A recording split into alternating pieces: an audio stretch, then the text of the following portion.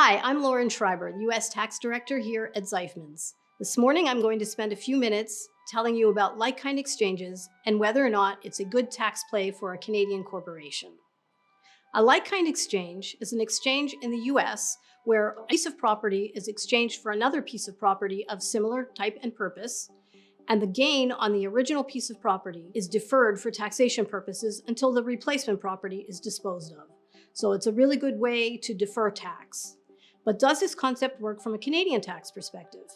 Well, like-kind exchange is not a Canadian tax concept. So let's explore an example where we make a like-kind exchange and see what happens from an overall tax perspective, US tax and Canadian tax. And then we'll explore what happens if we don't make a like-kind exchange. So first, let's assume that we purchase a property in the first year for $2 million. There's this great property in Naples, Florida. Everything's been devastated. We can get it at a steal. So we're going to go and buy this one-bedroom condo for $2 million, and we own it in our Canadian CCPC.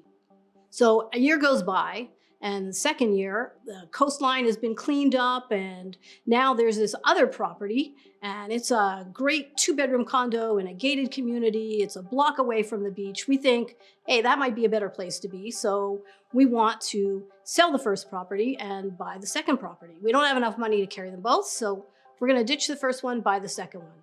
All right, so what happens?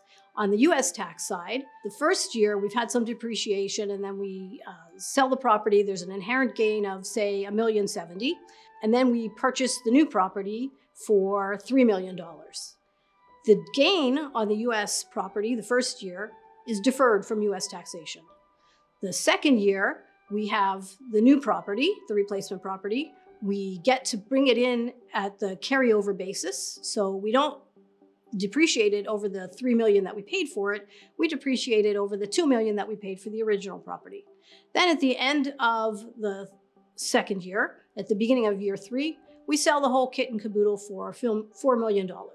So from a US tax perspective, year 1, we pay no tax because it's deferred. Year 2, we pay $556,000 of tax when the property is disposed of at the very end of the year. From a Canadian tax perspective, in the same time period, year 1, we pay $270,000 because we don't get to defer the gain.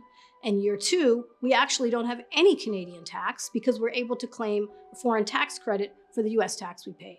So altogether, over year 1 and year 2, we have paid $826,000 of tax. Seems like it's an okay idea, but now let's talk about what happens if we didn't make the like-kind exchange. So if we don't make a like-kind exchange, we are not going to defer the tax for US tax purposes in the first year. We're going to trigger the gain, and our tax the first year will be $278,000. The second year, when we ultimately dispose of the property at the very end of the year, the tax bill will be $286,000. Okay, so that's about $564,000. What happens on the Canadian side? Well, the first year, your Canadian tax is going to exceed your US tax, so you'll get a full foreign tax credit for all the US tax, and you don't pay any Canadian tax. And then the same thing's going to happen the second year when you ultimately dispose of the replacement property. So altogether, if you don't make a like-kind exchange, you're going to pay $564,000 in tax by not making the like-kind exchange. We already said if you did make the like-kind exchange, you'd be paying over $800,000. So by not making a like-kind exchange, you actually save $262,000. So when you're ready to purchase your investment property in Florida or anywhere else in the US, call us at Zeifmans and we'll help you determine the right structure for your investment.